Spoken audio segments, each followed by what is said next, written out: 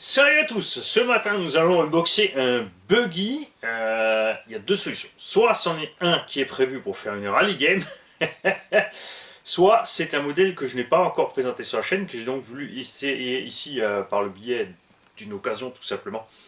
Marque pas très répandue, mais on verra au moment d'ouverture, avant de vous raconter une bêtise, et c'est bien ce que je pense.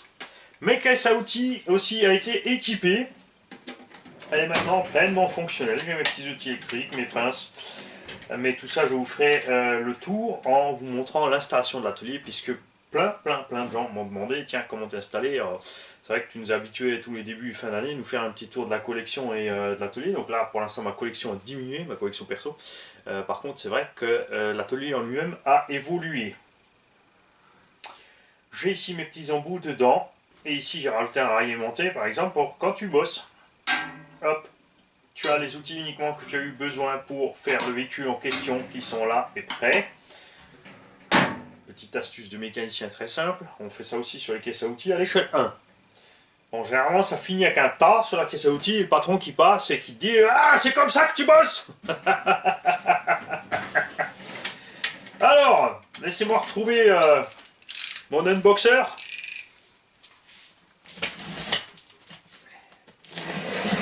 C'est là que en fait c'est ni l'un ni l'autre. Mais le troisième larron, j'ai en fait je me suis mis en recherche de certains anciens buggy bien solides. Enfin, quand je dis anciens, hein, tu me comprends. Juste pas les modèles tout super méga récents, mais juste des bonnes bases bien méchamment solides. Et ouais. Alors là, en plus, je tiens à remercier le vendeur du Bon Coin qui a été super méga cool. J'adore quand un plan se déroule sans accroc, c'est-à-dire que tu contactes la personne, tu dis voilà, j'aimerais avoir ce buggy, envoi possible, PayPal possible ou autre, il te répond rapidement oui, ça et ça c'est possible, il te donne l'adresse, tu fais le paiement et un jour ou deux après, même après que tu lui aies dit ça ne presse pas, c'est pour le loisir, il n'y a pas besoin de se précipiter, le colis est déjà en route et il arrive en plus dans la boîte d'origine. On va donc pouvoir faire un unboxing complet. Et il y a juste une chose que je vais faire d'abord. Voilà. C'est parce que mon DLRL m'a collé une étiquette sur le nom. Donc merci à toi François. Je voulais pas dire de bêtises. Donc un vendeur. Vous allez voir. J'ai pas encore ouvert, mais je peux déjà dire que je peux lui faire confiance. Nous avons donc grâce à François ici un JQ The Car RTR électrique. Pourquoi j'ai pris la version RTR? Parce qu'on a beaucoup de marques qui nous font des RTR très décevants. Honnêtement, on a soit le cerveau qui déconne. Désolé les mecs, la pause d'abord. Hop, de retour. Donc JQ The Car. Alors ils font, déjà ils ont appelé leurs engins un peu autrement que les autres. Il y a le yellow, le black, le machin, tu as différentes éditions. Des engins à la base typés spécifiquement compétition. Et ce qui est bien avec leur édition yellow, black ou autre, ce sont les injonctions des couleurs. Parce qu'il y en a plein qui aiment ça. Et je ne sais absolument rien de la marque. Je ne suis pas allé voir des plombes sur internet, vous savez que c'est pas mon truc. Il y en a qui passent des heures à regarder des photos et se renseigner, et après ils savent tout mieux que tout le monde avant d'avoir le machin en main, et moi j'aime bien le découvrir avec vous. Voilà donc, des amortisseurs évidemment en grand volume, 17 mm comme souvent, avec non pas un corps fileté mais des cales plastiques. Il y a des pour et des contre aux cales plastiques, moi personnellement j'aime bien. Bon, pour une raison très simple, c'est sûr, il faut les trimballer, il faut les avoir avec. D'un autre côté, quand tu mets une cale, si tu mets les mêmes cales à gauche à droite, tu es toujours pile poil au même endroit entre la gauche et la droite au niveau du calage. Il n'y a pas de doute à avoir, il n'y a pas besoin de mesurer sur la molette, même si c'est vrai que moi je le fais à l'œil. Mais pour les gens précis, ça peut être sympa les cales. On a bien un Anthrax 324 à 328 et on a un poids de 3,350 kg. Ça, c'est toujours sans la lipo. Si tu pars sur une 4S Lite, donc on sera dans les 3,750 kg, comme toujours. Après, dépendra aussi bien sûr de ton choix de roue. Si tu pars sur une 6S, on arrive à 4 kg. Tu vois, donc on est toujours, quels que soient les buggy, à 100 grammes près dans les mêmes fourchettes. Donc c'est pas la peine de s'amuser à chercher trop loin. On a un servo Savox d'origine. Et je ne sais pas si c'est tout ce qu'il y a là-dedans, effectivement, parce que ça me paraît pour un RTR assez délirant. On a les fusées, les porte-fusées, donc ici, ça c'est le porte-fusée en doré, ou le moyeu, ceci étant le porte-moyeu ou la chape. Les cardans aussi, en alu anodisé. Le support du diff, bon, moteur, toujours côté moteur, on est toujours en ferraille, mais même côté non moteur, avec un montage à la techno, c'est-à-dire très simple. Les roulements sont pincés dedans, donc une clampe un peu plus étroite. Tout ça dans l'esprit un peu justement de la compétition du poids léger. On a le moteur, comme vous pouvez voir, le cardan arrière est très court. Donc le moteur qui est posé à l'arrière, comme comme Obao l'a commencé il y a très longtemps avec le Hyper 9 Hyper Star. Et les renforts, bon, en plastique, ça suffit, après c'est relativement court. En plus, comme le diff est monté derrière, de toute façon, ça renforce, ça rigidifie l'arrière, ça c'est clair. Petit truc en plus aussi, on a donc le réglage du sauve-cerveau qui est verrouillé par un clips en E, un E-clips. Ça c'est quelque chose que vous pouvez faire sur n'importe quel modèle. Vous l'avez vu sur Hot Bodies, on a une petite vis qui va pincer la vis de serrage pour l'empêcher de se desserrer. Là, ils ont mis un clips. Une astuce très simple à laquelle, vous voyez, personne, on n'y a pas pensé, les gars. Sur Arma et Obao, on a les vis qui se desserrent souvent. Après, c'est souvent en bâche, surtout parce qu'on prend des grosses flexions sur les châssis, des grosses vibrations, des gros chocs. Donc, on travaille beaucoup plus dur ici. Simple petit clips à la bonne taille. Donc, il faut tu prennes la taille de ton filetage, M10 ou 12, tu te prends un petit clips de M10 ou 12 et tu vas le clipser dessus pour empêcher de se desserrer, c'est génial. On a évidemment plusieurs points d'ancrage au niveau du porte-moyeu pour le tirant supérieur, sur les effets voulus, si tu veux une suspension qui ne bouge pas, qui soit invariable, ou si tu veux que comme une bécane dans les virages, quand ça tourne, les roues restent à plat. Ça c'est quelque chose que moi personnellement j'aime bien. Et qu'est-ce qu'il nous raconte d'autre sur la boîte? Rien. On a un truc par contre rigolo, c'est qu'il y a écrit Arma Energy, mais avec un seul R, puisque c'est un Arma, la marque ARC Arma. La radio, là par contre on est parti dans du very cheap. Après si c'est efficace, si ça fonctionne, on verra. On verra aussi s'il y a un dual rate des gaz dessus, ça serait vachement sympa. Le vario de toute évidence, niveau look, on peut déjà dire que c'est du Obi-Wan. Un petit 4S je pense, par là. Le moteur, aussi une espèce de fabrication générique, là aussi j'en peux économiser un petit peu, ça ne veut pas dire qu'il est mauvais. On va voir ce qu'il y a là-dedans, et aussi la puissance du cerveau. Très marrant, puisque sur la boîte, on a la photo avec les molettes. C'est rigolo, hein? Donc est-ce que celui qui est là-dedans a bien toutes les options dont ils ont parlé sur la boîte, ou est-ce qu'ils sont passés sur le plastique? On verra ça. Après, moi, j'ai rien contre le plastique. Personnellement, j'ai vraiment des casques de fusil et chap en buggy 1.8. The Notice. Avec le reste de la planche d'autocollant. Tu vois, quand je te dis qu'il y a des vendeurs super sérieux et pointilleux, qui mettent tout avec. Il m'a mis la notice. Et, de toute évidence, qu'est-ce qu'on a encore là? Instruction manuelle. Là, on a encore, est-ce que c'est la même chose? On va voir ça. Ouais, vous allez attendre un peu avant de voir le véhicule. User manuel, ouais, ok, donc là, on a un éclaté, dessin assez grossier, mais ça suffit large, hein, de toute façon. Ici aussi, on t'explique les amortisseurs molettes alors qu'on a l'éclipse, c'est pas très grave. Au niveau des diffs aussi, design classique, le joint torique, la rondelle sur le joint. On te dit bien de mettre la graisse. On a la petite gorge pour la graisse aussi, ça c'est bon. On verra aussi si on a une couronne métallique ou plastique à bord. On a des cales de train, on verra si elles sont en alu ou en plastique, avec des cales de réglage à l'intérieur, évidemment.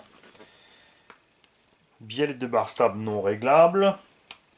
Biellette super réglable. Direction réglable. Bref, du classique. Et au niveau du design, on est bien sur moteur arrière, servo-récepteur ici et batterie vario de l'autre. Ils ne sont pas les pousser le bouchon à mettre le vario du même côté ici. Par contre, on a vraiment un train quand même décalé. Souvent, les engins qui ont moteur, vario et récepteur du même côté ont un train bien au centre. Ici, ils ont quand même décalé le train. parce qu'on a une cellule arrière type LOSI avec la sortie de toute évidence d'un seul côté. C'est ce qu'on va voir dans l'éclaté. C'est vrai qu'on a survolé cette histoire. Allons y jeter un coup d'œil. Où est-ce que t'es? Ouais. Sortie de cellule arrière décalée. On a donc la couronne qui est montée de l'autre sens sur le bif. Là-dedans, on a la radio. Radio Goul RC. Par contre, celle-ci, si c'est bien ce modèle qu'on a livré avec, a au-dessus un interrupteur de puissance. Et celle-ci est pas trop mal. On a eu par contre quelques abonnés avec des soucis de portée sur ces radios. C'est la version un peu... c'est un cran au-dessus de la version que Obitech utilise. Après, on ne sait pas si Goul RC est le fabricant ou encore un énième rebadger de ces machins. Mais c'est chez eux qu'on les trouve, ces radios. Bien sûr, la liste avec toutes les pièces options, tout ce qu'il faut. Et on va voir la bête. Alors déjà, j'ai reçu avec 2 trains de pneus. On a reçu des Chaos. Mais la marque, c'est quoi? Est-ce que le Chaos, c'est la marque? Pneus relativement fermes avec un bon insert. J'aime beaucoup. J'aime beaucoup le poète-poète de ce pneu. La jante a pas mal de rayons à l'intérieur pour être renforcée. On a quand même du flex sur le voile. Quand vous avez des petits points comme ça sur les pneus, c'est soit pour la dureté de la gomme. Vous pouvez aussi retrouver certains constructeurs qui mettent la dureté de la gomme et la dureté de la mousse dedans quand c'est du pré-monté. Après, si vous voulez monter vous-même, c'est à vous de vous repérer ce que vous mettez en mousse par rapport aux pneus. The Radio, effectivement Goul RC, on n'a même pas changé les couleurs, avec l'interrupteur donc de puissance ici, donc vraiment pour un RTR, super sympa, parce que ça permet à un petit haut de partir tranquille. Fois même un débutant, hein, pas forcément un petit, mais quelqu'un qui ne veut pas tout de suite bombarder dès le début. Ah, suspense. J'ai aussi à bord, profite de regarder la machine pendant ce temps, les huiles qui ont été utilisées dans la machine. Donc 7000, 3000, 5000. C'était donc un compétiteur. L'huile de suspect 450, ça me plaît. À voir après avec les pistons quand on va poser la carte prog Obi-Wing, les clips et les adaptateurs pour les batteries. Donc clairement, moi je vais changer ces huiles. Voici l'engin.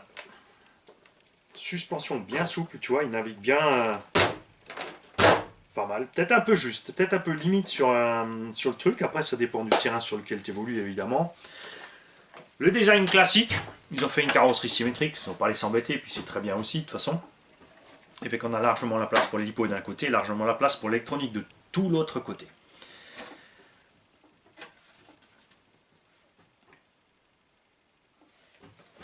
Et le dessous, pas démonté. Tu vois, ça c'est sympa. Souvent quand tu reçois des machines qui ont roulé sur circuit, elles sont défoncées, rabotées en dessous, et après on dit que les bâcheurs sont des hooligans.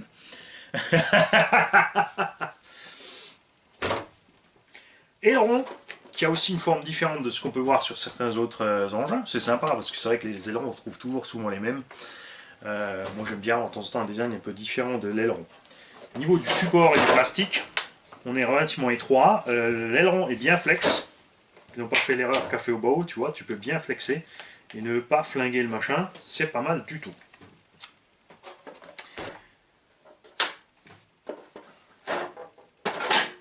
La qualité du Lexan, pas trop mal, bien épaisse. On n'a pas voyagé beaucoup sur le toit. Et à bord, parce que du coup j'ai même pas regardé les carrés du moulin, on va voir ce qu'ils nous ont fait en choix. À bord nous avons 2 lipos, on a reçu avec des zippies, donc du Hobby King. Après ça suffit pour faire le boulot là-dedans, l'engin étant pas trop lourd, et on a de toute évidence un moulin pas trop gourmand. C'est écrit dessus en plus. 42 68 1900 kV. Et on a vraiment fortement un look de moteur Obi-Wan. Après, ça peut être une autre fabrication, hein, il n'y a pas que eux. Le Savox a été remplacé par un Tower Pro Metal Gear MG958. Donc on verra la puissance de ce cerveau. Tower Pro, c'est aussi a King. Après, ça ressemble fortement quand même, ces Tower Pro, à certains vieux Power HD et Samba. On verra ce que ça vaut sur le terrain, ou s'il y en a un de vous qui peut vite aller voir sur le net ce que ça donne, ça serait sympa. VP 8BL 100 A, donc 4S 100 A. Le petit moteur qui va bien. La blague au beaming toujours, vous avez vu, l'utilisateur a inversé les câbles. C'est comme sur les RTR au Vario. Tu te retrouves, puisque tu ne peux pas changer le sens de fonctionnement du moteur sur le Vario, il faut donc tourner au niveau des câbles. Pas mal de rails un peu partout, donc ça je suis pas trop fan. D'un autre côté, si tu regardes le chemin de câble, t'as pas trop de place. Mais je pense qu'il doit être possible quand même de le faire passer en dessous discrètement ici, plutôt que de mettre une armée de rails en. Le quart d'arrière, super méga court, donc comme sur Oba Hyper 9, S-Works et d'autres engins, SRX8 et tout ça qui sortent en ce moment. Mais tout de même, regarde, si tu regardes de en haut, on est vraiment très décentré. Le cardan avant, méga long, et c'est ce que je disais, sur la boîte, tu as des photos qui ne sont pas relatives à ce qu'il y a vraiment dans la boîte. Ils ont pris la boîte de toute évidence d'une autre version pour y foutre le RTR dedans. On a ici tout en plastoc, ce qui est pas plus mal. Et on va enlever des roues parce que j'ai des choses à vous montrer au niveau justement des fixations des roues, tout ça. Le Vario, il est fixé au double face sur une plaque ou vissé, on verra ça au démontage, qui est relié avec la plaque lipo, qui est le bac qui est très plat. Personnellement, je préfère avoir des bacs, surtout dans le cas de double batterie. Bon, ça va, ils sont mis côte à côte, des rebords un peu plus hauts. D'autre côté, c'est simple et léger comme bac. Couronne métal. À voir donc si c'est d'origine ou pas. Le montage du cerveau avec la boîte radio. On a une belle boîte radio bien grande ici. Le cerveau qui est fixé, c'est une seule et unique pièce ici, très simple à démonter. Tu enlèves 3 vis par le dessous et tu as ton élément en main. La direction, qui est fait oversize par rapport à plein d'autres constructeurs. Regarde les bras, regarde les bras de la suspension, de la direction, ils sont énormes. Ils sont bien droits. En plus, on a le filetage de la barre de Ackermann qui est fixé par au-dessus séparément donc des rotules pour pouvoir décaler les rotules à l'intérieur. On n'a donc pas de Ackermann réglable. Peut-être existe-t-il plusieurs modèles de Ackermann pour les différents utilisateurs, pour ce que les gens veulent faire. Mais ça, c'est franchement une direction qui respire la solidité. Plaque supérieure ici en alu. Le renfort avant, ouais, m'a l'air vraiment bien solide. C'est pas mal du tout. Les biellettes aussi et les chapes respirent aussi la solidité. Le plastique, franchement, donne une bonne impression de confiance. Les noix, pas marquées sur l'avant. Cardan avant CVD. Les têtes pas dans les roulements. On a donc 2 roulements de même taille dans les portes fusées. Tu vois, full plastique. La visserie qui a pris un petit peu de rouille. Forcément, ils économisent bien quelque part, c'est normal. On a à l'arrière, par contre, la noix qui a un marquage. Le cardan est en cours et a beaucoup d'angles. C'est clair que la force va lui taper dedans, surtout avec des réglages de circuit de compète. Ça, ça tourne dans le vide, ce qui fait que de toute façon, dès que tu accélères un petit peu, tu as les roulements qui moulinent et tu es obligé d'aller accélérer un peu plus fort pour aller taper sur l'arrière. On l'essaiera quand même, attention, on va l'essayer dans cette config. Et ensuite, on changera les huiles pour que vous puissiez voir la différence. Voilà, non, on ne l'essaiera pas dans cette config, c'est pas possible. Là, je peux vous dire que si je vais aller rouler dans l'herbe, je vais mouliner dans tous les sens. Les roues sont celles d'origine, puisque la voiture s'appelle The Car, ils ont appelé les roues The Wheels. Ouais, la pneumatique est dessus. On est un peu... Ouais, la mousse est naze. Le pneu, ça peut aller, après ça peut faire le travail dans l'herbe, il n'y a pas de souci. On a évidemment barre stable avant-arrière avec fixation classique. Barre stable qui est bloqué. Bloqué égale pas bien, parce que bloqué devient barre de torsion. Barre de torsion n'est pas une barre stable. Je vous ai bien eu sur ce coup-là. sur le petit jeu pour ceux qui ont joué au jeu. À l'avant, elle est libre. À l'arrière, elle coincouille.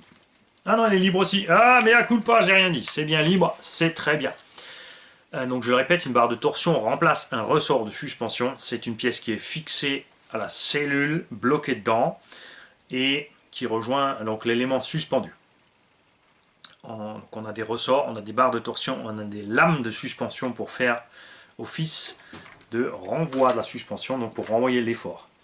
La barre stable, elle s'appelle aussi barre anti-roulis, elle relie une roue à l'autre, et quand tu tournes, regarde, enfin là elle est peut-être un peu souple, quand tu enfonces une roue, tu fais bouger l'autre avec. Là ça commence à venir, regarde en fin de course, ce qui fait que le véhicule se rabaisse dans les virages. En tout terrain, généralement, tu n'utilises, enfin gros tout terrain, tu n'utilises pas de barre stable ou des barres stables comme ici, relativement souples, puisque si tu mets une grosse barre stable de ce qu'on a en GT, c'est-à-dire que dès que tu bouges une roue, l'autre bouge, le véhicule se rabaisse, donc tu te tapes l'obstacle au lieu de passer à travers. Ça c'est clair. Niveau des amortos, on est bien sur des corps alu. On va voir ce qu'on a en tige. Une tige de 3, 3,5 à peu près. C'est du 4. Vous voyez voir ça. Ouais, barrez-vous, je suis pas encore habitué à... C'est le problème, quand tu es mécano et que tu tournes ta caisse à outils, il te faut de nouveau une petite semaine pour t'habituer. On a bien du 3,5. Wouh! J'ai pas l'œil, c'est juste pur hasard. Et... donc barre stable, amorto, suspension, on a vu. Train arrière. Là aussi les noix, des petits marquages mais pas méchants. Au niveau de la distance dans les noix on est pas mal. On a des petites cales en caoutchouc au fond. On a des dog bones à l'arrière. À l'avant, les cardans je trouve quand la suspension en bas sont très très éloignés. Regarde, on est vraiment loin au bord ici de la noix. Et ça c'est un peu dommage. En pleine butée de suspension, on a le logement de la BTR de butée de suspension. C'est-à-dire si tu serres cette vis, tu vas empêcher ta suspension de descendre, tu vas donc rabaisser ton véhicule. Et bien cette BTR, elle est à ras de la noix. Je dirais même que sur un gros effort, ça peut aller bouffer la noix. Donc JQ, petite boulette à rectifier sur les prochains modèles. On fera une petite liste, on leur fera un petit mail et on verra, puisque je ne connais pas du tout cette marque, s'ils sont sympas à la réaction par rapport aux autres. Les axes de train, tout comme chez Serpent RTR, montés avec des circlips. Ça c'est un truc vraiment, on n'a plus envie de voir. C'est pénible sur le terrain quand tu veux changer un truc, ton petit circlips qui fout le camp. Beaucoup plus simple de passer une grande vis à travers, hein, honnêtement. Très clairement. Cale de train plastoc aussi, on verra ce que ça vaut au niveau solidité. J'ai absolument rien contre, si c'est bien foutu, ça ne bouge pas, il n'y a pas besoin de mettre de l'alu. De toute façon, il vaut mieux une bonne cale en plastique bien solide que de l'alu Obitex Spirit NXT. Là-bas, tu as l'axe qui déchire, qui déchire la cale de train et tu te retrouves avec une cale de train défoncée et un axe tordu.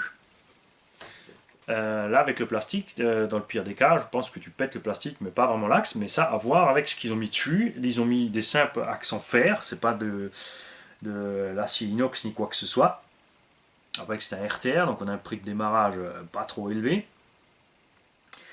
Niveau des points d'ancrage. Suspension avant, un grand classique, on a plusieurs points d'ancrage. Ce qui est bien, c'est qu'ils les ont mis en arc de cercle, c'est-à-dire ils ont mis, enfin pas seulement en arc de cercle, ce sont des doubles perforations, donc tu peux changer ta hauteur de caisse et la hauteur de fixation de l'amorto, puisque si l'amorto est fixé plus haut, la caisse est plus basse forcément. Et tu peux, même si tu évolues sur la distance ici, donc si tu couches l'amorto, garder la même hauteur de caisse, puisque entre le point d'ancrage ici supérieur en haut, donc à ma droite, donc à votre gauche ici, et le point inférieur ici, ta suspension aura la même distance en diagonale, puisque plus tu couches l'amorto, plus la roue elle remonte, donc il est nécessaire de descendre la fixation. Au niveau du triangle, tu as 3 points d'ancrage aussi, pas mal. Et à l'avant, pareil, tu as 2 points d'ancrage dans le triangle ici, et 6 points d'ancrage en haut. Et maintenant, on va relever les roues, pour voir ce qui se passe au niveau des roues.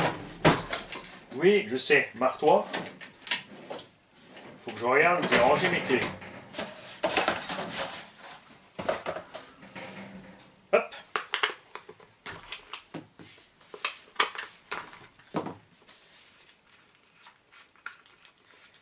Donc on ira aussi au passage, là où pendant que vous me regardez, vous avez le temps, d'aller voir ce que vaut cet engin RTR.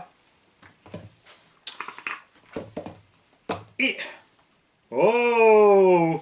Attention! Eh, regarde! Vanille a dit une bêtise. On a ici un porte-fusée en alu.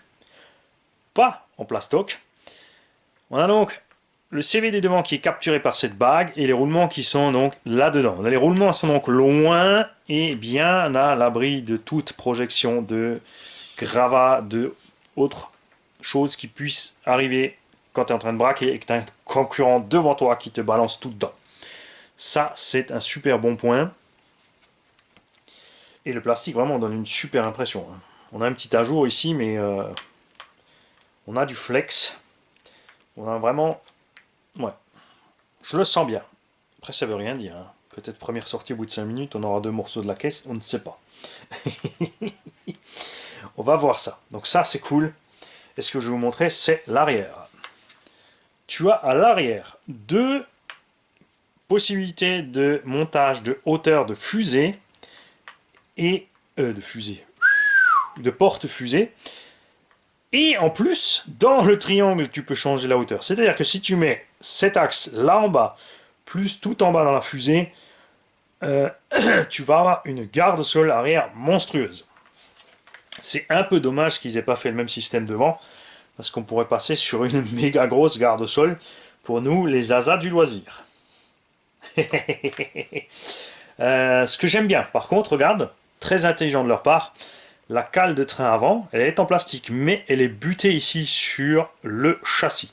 Ce qui évite donc sur les coups avant de briser facilement cette cale. C'est pas le cas derrière, il n'y a pas de renfort. Ça c'est un peu dommage, ici on aurait aimé la même chose. Arma l'a fait par exemple, c'est un très bon choix. Obaou ne l'a pas fait, et vous avez vu sur les VS, on flingue les cales de train ici sur les chocs. On tape ici de travers dessus, on la pète ici parce qu'il n'y a pas le renfort. Chez Arma, ils ont buté sur le châssis, donc très bon choix. Donc ça aussi, petite chose à évoluer.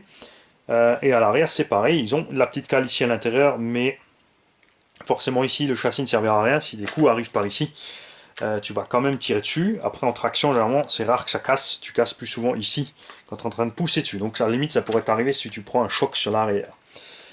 Moteur, petit trou dans le châssis, avec une grosse méchante vis, il en manque une petite ici. Il faut que j'écrive au vendeur, il m'a arnaqué, il m'a vendu une vis en moins. Et une vis au-dessus. Moteur monté dans un petit chariot transversal. Avantage toujours d'avoir la transmission planquée derrière le moteur. Moins de risque de prendre des gravats dedans. Vous l'avez vu, c'est un piège par exemple chez Arma où le moteur est monté de l'autre sens. Il y a un espace entre cette partie et la pignonnerie. Les roues avant projettent tout pile poil ici dedans et ça peut arriver qu'on flingue la pignonnerie à ce moment-là.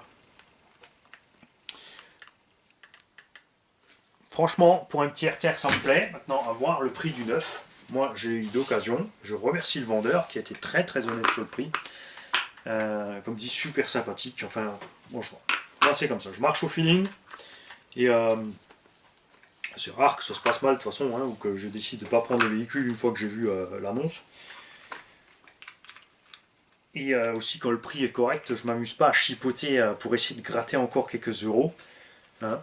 Là, tu as un vendeur qui a fait un petit prix sympa. C'est pas la peine encore de pinailler, de faire le kéké pour gratter encore 5 euros au passage. Surtout quand tu as quelqu'un de sympa en face, avec lesquels tu as un bon contact. Il y a des vendeurs, je vous l'accorde, ils sont pénibles. Mais le plus souvent, ayant vendu déjà des choses sur le bon coin, honnêtement, c'est vraiment les acheteurs qui sont craignos. Niveau réglage de hauteur, franchement déjà, on est balèze.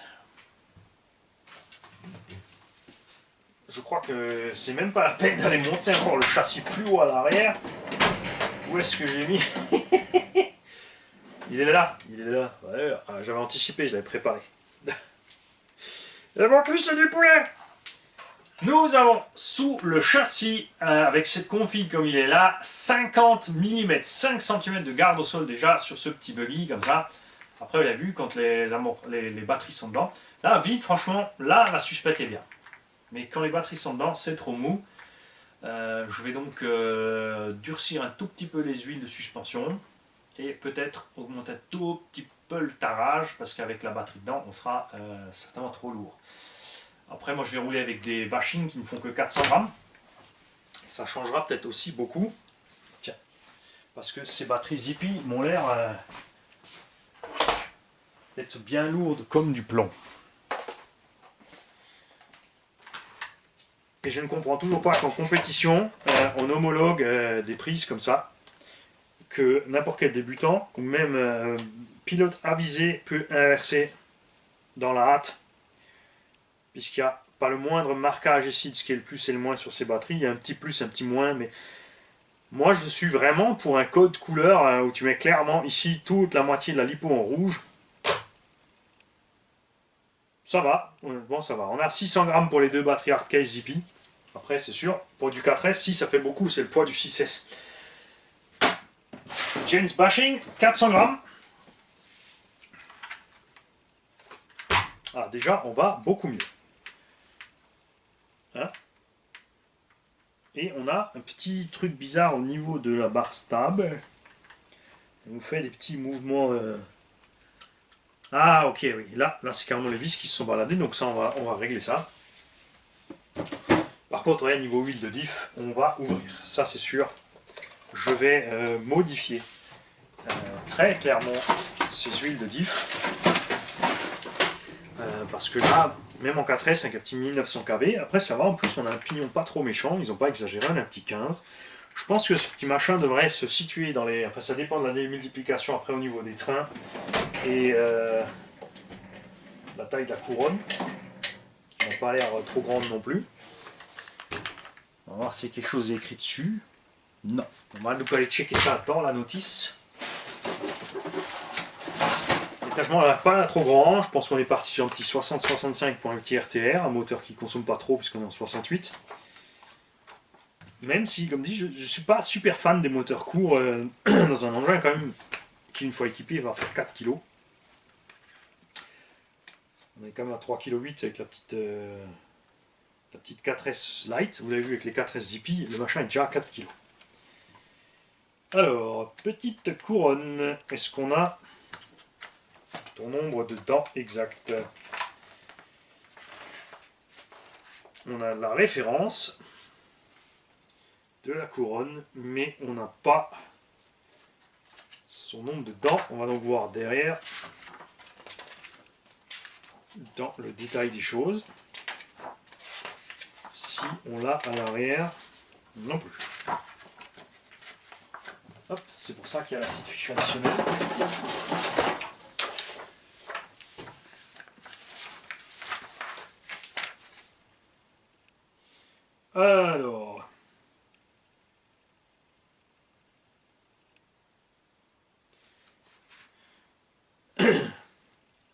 Alors, ils ont aussi, c'est quelque chose que je viens de voir là, une option punch gearing. Donc c'est mais il te dit si tu utilises le punch gearing, il faut utiliser toute la panoplie, c'est-à-dire il faut acheter la couronne de diff centrale, les deux pignons d'attaque et les deux couronnes. Donc à voir si le punch gearing tire plus court ou plus long que le reste. Et là-dedans, on a une liste des pièces, mais on ne sait pas exactement la JQB 219. Ouais, il te faut les deux. Il te faut les deux, d'origine donc, d'après cette notice. Après, on n'est pas sûr que ce soit la bonne, puisque vous l'avez vu déjà, au niveau des amortos et autres, on n'a pas un bon descriptif. JQB 219 serait donc une couronne de 45, quand même relativement grande. Existe aussi en 46 et on a un rapport de transmission de 41-13 au niveau des diffs et le punch gearing, lui, est en 45 par 14. Donc le punch gearing, c'est pas fait pour aller plus vite, c'est fait pour accélérer plus fort. Après, en brushless, honnêtement, changer 2-3 dents par-ci par-là, avec la puissance et la brutalité des moteurs brushless, vous sentirez rien et je pense que c'est plus simple que de changer toute la transmission, de mettre un moteur avec un nombre de kV différent ou un moteur plus long pour avoir plus de couple, etc. etc., etc. Hein. Enfin, tu peux jouer sur plusieurs choses, évidemment, pour changer la vitesse de l'engin. L'étagement, le moteur, le nombre de S. Aller travailler dans l'étagement final au fond, c'est un peu dommage. Après, ce que bien sûr beaucoup, je pense, ont tout de suite tilté, c'est si tu peux avoir un étagement différent à l'intérieur des diffs, ce qui est devenu rare hein, sur les engins. Généralement, tu n'as plus qu'un étagement, justement du fait que tu puisses changer sur les cravés moteurs ou l'étagement principal suffisamment. C'est que tu pourrais faire un diff avant ou arrière qui tourne plus vite que l'autre. Alors méfiez-vous.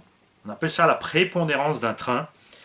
Méfiez-vous, c'est quelque chose que vous ne pourrez uniquement faire sur un sol très glissant. Après, avec des huiles de compète, de toute façon ton diff travaille à mort parce que tu es tout le temps en train de mouliner de l'avant ou de l'arrière à ne pas réussir à passer la pleine puissance au sol nécessaire sur un circuit très glissant. Mais si tu durcis tes huiles par exemple et tu peux utiliser un étagement différent par exemple à l'avant. Ton train avant qui va donc tourner en permanence plus vite que ton train arrière. Ton trou arrière, ouais, c'est un peu logique le trou arrière.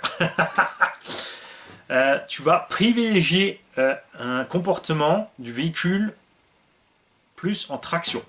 C'est donc l'avant qui va te guider plus. Si tu fais l'inverse, tu fais tourner l'arrière plus vite, c'est ce qu'ils font en drift. Ils font tourner l'arrière toujours plus vite que l'avant. Tu vas passer plus en mode 2 roues motrices, c'est-à-dire que tu auras toujours le train arrière qui va te pousser plus que l'avant, tu vas survirer. Donc un comportement plus joueur, plus glissant, mais je le répète, tu ne peux faire ça uniquement que sur un circuit très glissant. Si tu as du multi-surface ou si tu roules de temps en temps sur le goudron et l'herbe, donc en loisir, de toute façon c'est déconseillé, sauf si tu vas toujours dans une sablière.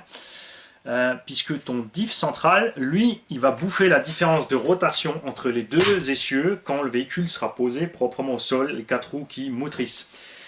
Puisque tu auras un train qui tourne plus vite que l'autre, c'est-à-dire qu'il va entraîner l'autre et l'autre va ralentir le premier et c'est le diff central, lui, qui va travailler en permanence, chauffer plus vite, se bouffer plus vite. C'est quelque chose, par exemple, tu peux faire si tu mets une spoule au milieu ou de l'huile très dure sur un circuit très glissant. Là, tu auras la même vitesse de rotation des deux arbres, lui ne bouffera pas la différence et tu auras effectivement un train avant ou arrière selon ce que tu as fait qui tourne en permanence plus vite que l'autre. Je le répète, à faire uniquement sur terrain très glissant. Dès que tu es sur le dur, c'est mort, c'est fini, c'est capote, tu flingues tout. Donc vous compliquez pas trop la vie à le faire, en fait, restez plutôt sur ce genre de choses. Ce qui est sympa, avec aussi ce genre d'engins qui ont l'électronique vers arrière. Bon, on a quand même les batteries relativement devant, mais on pourrait pousser le bouchon à fixer le vario là.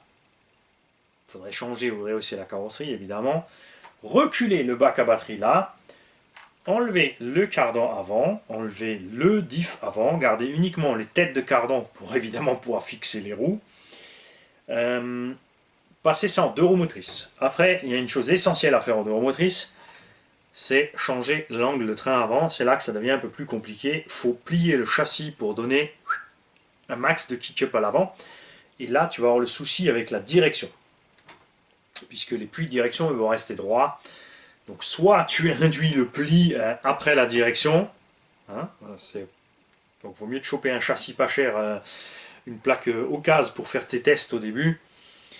Ou alors il faut se fabriquer soi-même une petite cale, ou utiliser par exemple chez Serpent, il y a une cale sous la direction en permanence qui tient les pivots couchés. Parce qu'il faut coucher les pivots avec l'angle de train pour garder les distances ici. Et tu pourrais remplir ce diff central, peut-être que 2 millions ça va être light, mais maintenant que Traxxas fait la 20 millions, on pourrait remplir ce diff ici par de la 20 millions. Pourquoi ne pas mettre juste une spoule? Parce que si tu mets juste une spoule, ça va être très brutal. Donc sur les surfaces dures, tout va taper dans le diff arrière, tu vas flinguer ton entraînement ici diff arrière, tu vas forcer sur les roulements qui vont avoir du mal et qui vont se mettre de travers à un moment et tu vas flinguer couronne et pignon d'attaque, alors qu'avec de l'huile ici très épaisse, tu peux faire une espèce d'amortisseur de couple. Ça, ce serait un truc rigolo à faire pour se retrouver avec un buggy 1.8 2 roues motrices. À propos de roulement, ça c'est la chose que nous n'avons pas regardé. On est ici un peu, je pense, dans un esprit S-Works. Taille des roulements.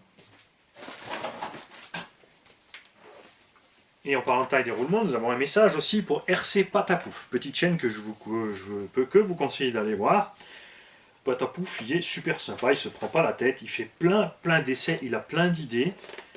Évidemment, il n'a pas le matériel et la technique il n'y a pas de tour, de fraise, de machin, de 25 ans d'expérience derrière, donc il fait avec les moyens du bord, avec les idées du bord, et il nous fait des petits trucs vachement sympas. On a des roulements, là aussi c'est dommage, tu as écrit un roulement JQB 126. Après, il faut retrouver le descriptif. Roulement 6 par 13 par 5, pas de 8 par 16. On a donc des roulements plus petits. S'ils sont solides, c'est bon, s'ils ne sont pas solides, c'est pas bon. Petit message à RC Patapouf. Alors, ne t'en fais pas, je sais depuis le début que sur le Hyper 9, tu as aussi ces roulements plus petits. Et je te taquine depuis le début.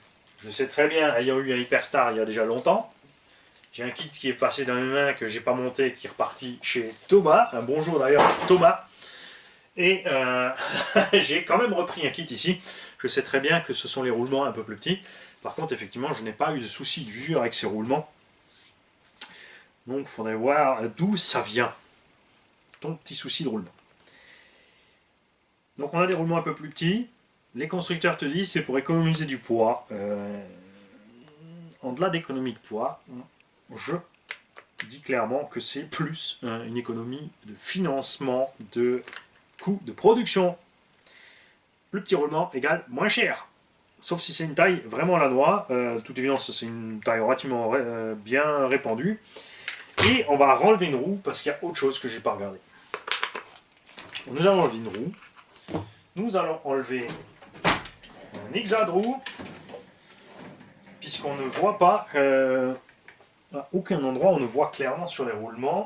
On voit un tout petit peu. Et là, je me pose une question. Est-ce qu'ils nous ont mis des roulements étanches? Ou est-ce qu'ils nous ont mis des roulements double Z? Alors nous, en loisir, on aime bien les roulements étanches. Attention, c'est plus ou moins étanche et c'est seulement en mouvement.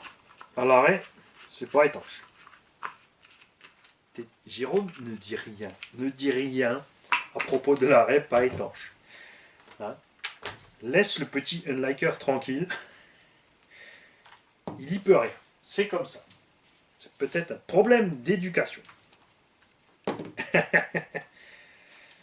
Alors,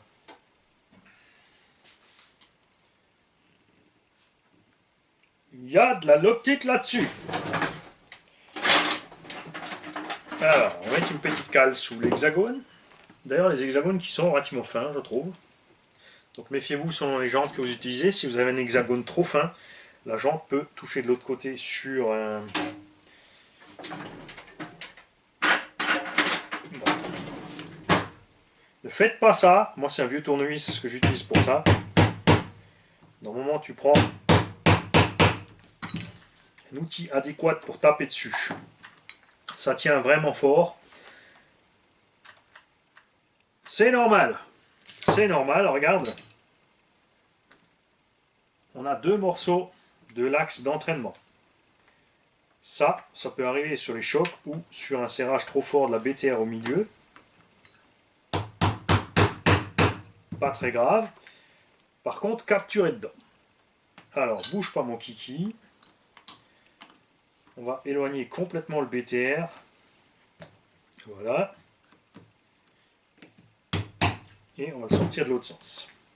Tu vois, ça gêne pas le fonctionnement. Ça crée un petit jeu qui ne dérange rien non plus. On est dans le loisir.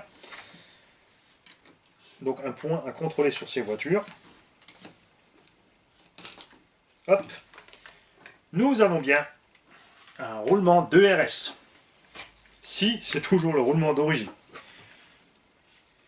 Et si ça a été fait sur tous les roulements dans le véhicule. Donc moi, je vais changer cet axe. Je vais évidemment aussi vérifier les autres. Pour voir s'ils ont le même problème. Je vais faire autre chose. Parce que ça me chiffonne. Ici, je ne vois pas ce roulement. Et je veux le savoir. On va avancer la noix de diff centrale, de diff arrière, pardon, pour voir. Donc celui-là bien fixé à la loctite aussi. Si ce roulement-là est double Z ou non. Bon, il faudra chauffer aussi, il y a du plastique autour, on va donc pas le faire ici. On va donc devoir passer par la notice. Ouais, c'est vrai que moi je montre toujours le mauvais exemple, je ne me sers jamais des notices, donc j'essaye avec vous de me prendre plus souvent le temps de jeter un œil aux notices pour vous donner le bon exemple. Alors, dans la taille des roulements, il ne te donne pas, il te dit juste que c'est un roulement 8 par 16 par 5. Donc au niveau des roues, si, on a quand même du 8 par 16 par 5. Mais uniquement au niveau des roues, au niveau des transmissions et des diffs, on a la taille en dessous. Ce qui est sympa quand même, c'est quelque chose qui est dommage chez S-Works, ces mini-roulements, heureusement ils ont changé ça. Ah bah non, là aussi 8 par 16 par 5. J'ai lu la référence du seul roulement dans le kit qui n'était pas en 8 par 16 par 5. On a donc bien, je vous le rassure, 8 par 16 par 5 partout, sauf ici, à l'entrée de diff. Je vais revérifier quand même. Hein. Ouais, 125, 125, 125. Ouais, il y a uniquement l'entrée de diff ici qui a deux roulements qui ne sont pas en 8 par 16 par 5. Ça, c'est donc un très bon point. Encore, je le répète, quand c'est des super bons roulements, c'est pas trop un problème. On va donc voir si, au niveau du descriptif détaillé, au niveau des roulements, existe d'ailleurs chez JQ plein de types de ressorts. On a des ressorts soft, 8, 9, des durs, 7, 8, et plein d'autres options. Et j'aimerais bien voir si dans le descriptif en détail de la pièce, on te donne... Il y a aussi des CVD en option pour l'arrière. Si on te donne au niveau des roulements du détail, si ce sont des ZZ ou pas. Petit roulement, où es-tu?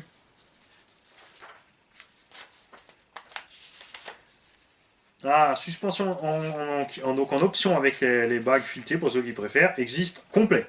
Tu achètes tout l'amorto, tu n'es pas obligé de t'acheter le détail. De l'autre côté, après, peut-être que le tube avec le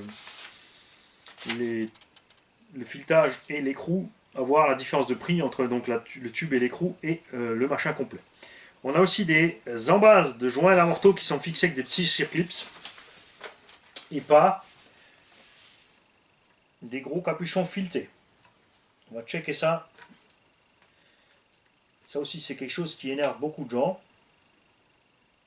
Ces petits circlips rikiki qui sont là-dedans.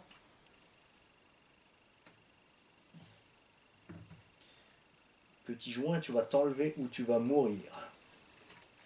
Je confirme. C'est un petit clips. Après, personnellement, je démonte pas fréquemment. C'est quelque chose que je ne démonte pas fréquemment. Je ne change pas fréquemment mes huiles.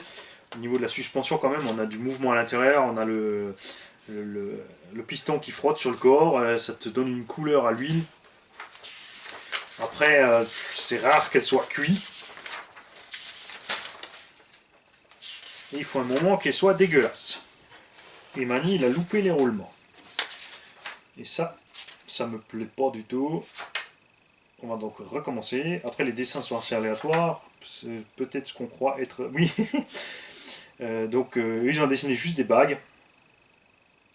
Et ils ne te précisent pas dans la notice si ce sont des roulements ZZ ou à film nylon ou autre.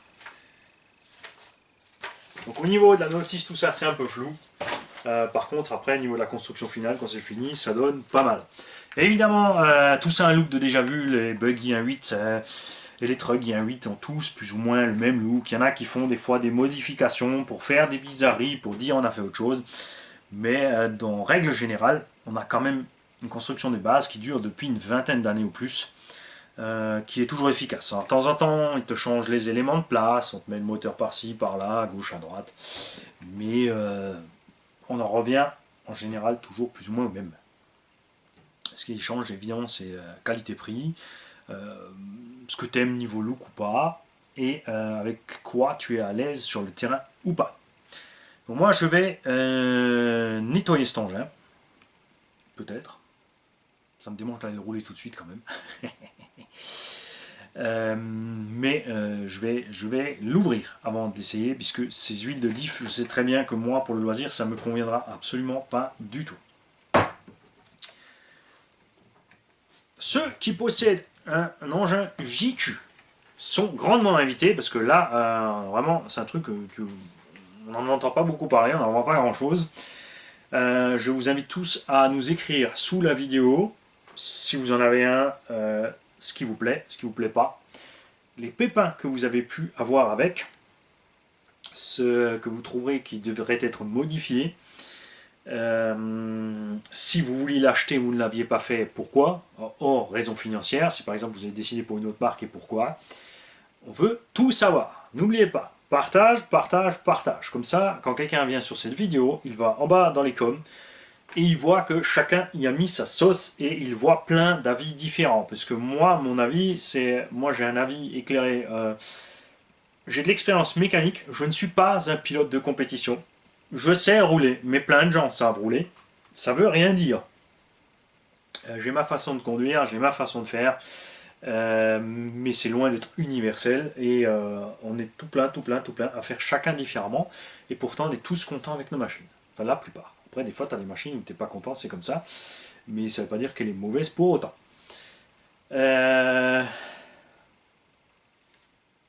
Et puis ma foi c'est tout. Si quelqu'un aussi a ce RTR, merci de me signaler s'il a mis des options et pourquoi, s'il a eu des casses. On a aussi quelque chose comme au bas ici, on a les capuchons d'amorto qui sont en alu, qui maintiennent une bague en plastique avec ici l'horizon sur la rotule. L'horizon. Ça y est, comme j'ai tout fixé horizon sur la serpente, je vois des horizons partout.